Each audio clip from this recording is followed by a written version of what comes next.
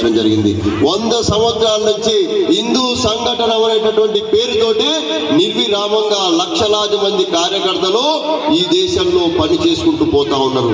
దేశమే వాళ్ళ యొక్క ఊపిరిగా, ధర్మమే వాళ్ళ యొక్క ఊపిరిగా ఈ దేశాన్ని కాపాడాలి, ఈ ధర్మాన్ని కాపాడాలి, అనాదిగా ఉన్నటువంటి భూమి పుట్టినటువంటి సనాతన ధర్మం అవలంబికమైనటువంటి ఈ యొక్క భారతీయులను కాపాడాలి. రాముడు కృష్ణుడు మనకి ఇచ్చినటువంటి విలువలు ఏవైతే ఉన్నాయో అవి ఈ ధర్మం ప్రపంచానికి నేర్పాలి. కాబట్టి ఈ యొక్క ధర్మాన్ని, ఈ దేశాన్ని చీమంతా కూడా హాని కలగకుండా అనేక మంది కార్యకర్తలు బలిదానమై కూడా ఈ దేశాన్ని కాపాడడం కోసం పనిచేస్తూ ఉన్నారు 100 సంవత్సరాలుగా. రాష్ట్రీయ స్వయం సేవక సంఘం ప్రారంభమైనటువంటి కొత్తలో ఈ దేశము 3 ముక్కలుగా విడిపోయింది. 1947లో ఈ దేశానికి స్వతంత్రం వచ్చినప్పుడు మనం స్వతంత్రం వచ్చిందని చెప్పేసి మనము ప్రతి సంవత్సరము జెండా పండుగ చేసుకుంటా ఉన్నాం. కానీ దాని వెనకాల ఉన్నటువంటి విషాద గాథ ఇప్పటికి చాలా మందికి తెలియదు. ఈ దేశం పాకిస్తాన్, బంగ్లాదేశ్, ఉన్నటువంటి తూర్పు పాకిస్తాన్, పశ్చిమ పాకిస్తాన్గా విడిపోయినప్పుడు అక్కడ ఉన్నటువంటి 60 లక్షల మంది హిందువులని ఊచకోత కోసి వాళ్ళ యొక్క ప్రాణాలని దోచుకొని వాళ్ళ యొక్క ఆస్తులని దొంగలించుకొని ఈ అక్కడ ఉన్నటువంటి హిందువులని అత్యంత క్రూరమైనటువంటి పద్ధతిలో హత్యలు చేయడం మొదలుపెట్టారు అక్కడ పాకిస్తాన్లో ఉన్నటువంటి ముస్లిం మూకలు. అలాంటి పరిస్థితుల్లో రాష్ట్రీయ స్వయం సేవక సంఘ సభ్యులు పేరు మార్చుకొని పంజాబ్ సేవా సమితి అని చెప్పేసి పేరు మార్చుకొని వాళ్ళ యొక్క ప్రాణాలు పోయినా పర్వాలేదు, అక్కడ ఉన్నటువంటి హిందువులందరినీ కూడా ఈ దేశంలోకి క్షేమంగా తీసుకొచ్చేటటువంటి ప్రయత్నం చేశారు. కోట్లాది మంది హిందువుల్ని దేశంలోకి కట్టుబట్టలతో ఈ దేశంలోకి తీసుకొని రావడం జరిగింది. అలా తీసుకొని వచ్చేటటువంటి క్రమంలో స్వయం సేవకులు బలిదానాలు కూడా అయ్యారు, వాళ్ళ చేతుల్లో మరణం కూడా పొందడం జరిగింది. అప్పటి నుంచి ఈ సంఘం యొక్క ప్రస్తావన జరుగుతూ ఉన్నది. ఈ దేశంలో హిందూ సంఘటన చేసేటటువంటి క్రమంలో ఉగ్రవాదుల చేతుల్లో వేలాది మంది బలిదానం అయ్యారు, నక్సలైట్ల చేతుల్లో వేలాది మంది బలిదానం అయ్యారు. ఈ ధర్మం కోసం పోరాడేటువంటి క్రమంలో వేలాది మంది కార్యకర్తలు బలిదానం అయ్యారు. ఉదాహరణకు అయోధ్యలో రామ మందిర నిర్మాణం చేయాలనేటటువంటి పోరాటంలో వేలాది మంది హిందువులు బలిదానం అయ్యారు. జమ్మూ కాశ్మీర్ని దేశంలో విలీనం చేయాలని చెప్పేసి ప్రత్యేక కాశ్మీర్ పోరాటంలో వేలాది మంది బలిదానం కావడం జరిగింది.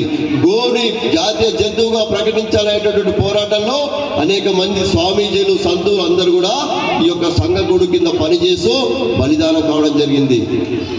ఈరోజు హిందువులు సంఘటితంగా ఉన్నారంటే, ఈరోజు ప్రపంచంలో హిందూ అంటే గర్వంగా ఈరోజు తలెత్తుకొని తిరుగుతున్నామంటే మన యొక్క గతించినటువంటి చరిత్రలోకి వెళ్ళి వాటిలో ఉన్నటువంటి ఏవైతే నష్టాలు జరిగినాయో అవి మళ్ళీ భవిష్యత్తు తరాలకి జరగకుండా ఉండడం కోసము రాష్ట్రీయ స్వయం సేవక సంఘం పనిచేస్తూ ఉన్నది. ఈరోజు అయోధ్యలో రామ మందిర నిర్మాణం మనం సగర్వంగా కట్టుకోగలిగాము. జమ్మూ కాశ్మీర్ని మనం ఈరోజు పూర్తిగా దేశంలో విలీనం చేసుకున్నాము. ఈరోజు ఈ దేశంలో, ప్రపంచంలో భారతదేశం అయినటువంటి సగర్వంగా మనము ఎత్తుకొని ఉండే విధంగా ఉన్నదంటే దానికి ప్రధానంగా రాష్ట్రీయ స్వయం సేవక సంఘం, దాని అనుబంధ సంస్థలు. మనందరం కూడా హిందువులం. ఈ దేశంలో 90% పైగా హిందువులు ఉన్నారు, కానీ హిందువులు సంఘటితంగా ఇప్పటికీ కూడా కావట్లేదు. కాబట్టి సంఘం ఈ ప్రయత్నం చేస్తూ ఉన్నది. సహజంగా హిందువులు 4 రకాలుగా ఉంటారు. అందులో ఈ 4 రకాల హిందువుల్లో మొదటి రకం హిందువు సామాన్యమైనటువంటి హిందువు. వాడికి ఏమీ పట్టనటువంటిగా ఉంటాడు. చిన్నినా పొట్ట శ్రీరామ రక్ష.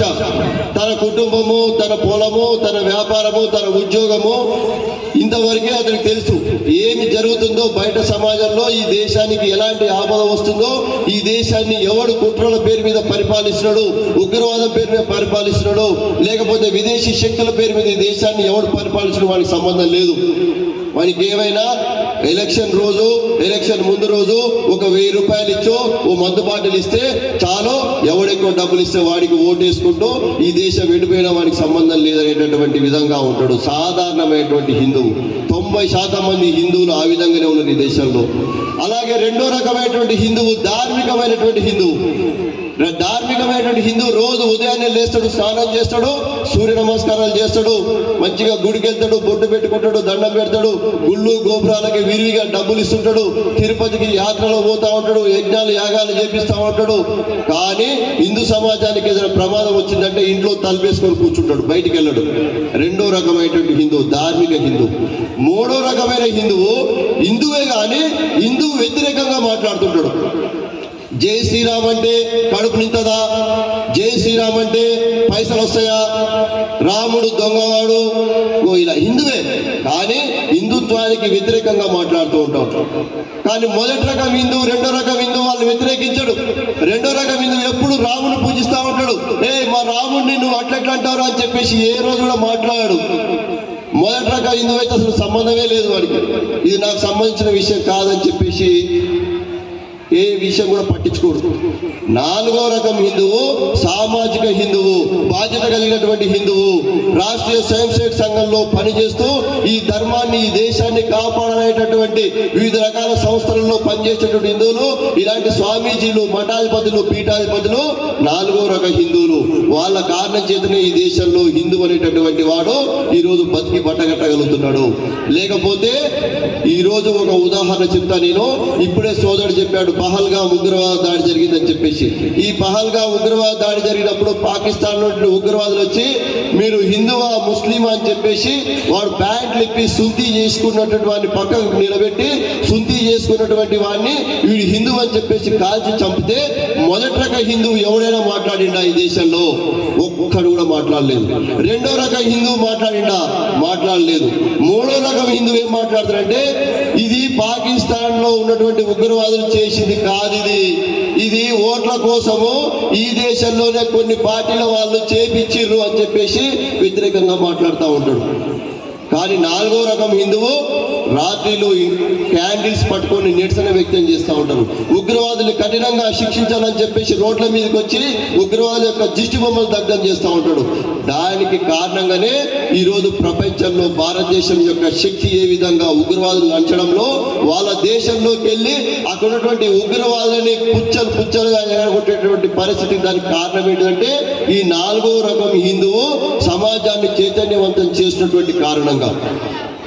ఇంకొక ఉదాహరణ చెప్తాను.